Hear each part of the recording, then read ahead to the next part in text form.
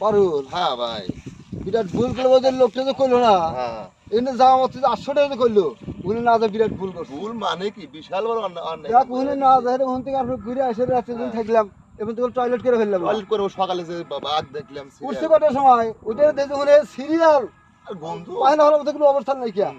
15-20 minute খেলা দেখলাম, তখন আসি। ঘুরতে গেলাম হ্যাঁ ঘুরে গেলাম কাম হল। আমার তো টয়লেট, তো আমার তো খুব টয়লেট চাপ দিছে ভাই রে।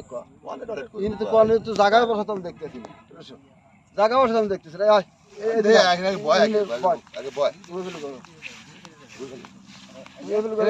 দেখা যাবো। আলোচনা করি কাম কাজ যাই করলাম বুঝলো ব্যর্থ ব্যর্থ এখন ক কি করি এখন?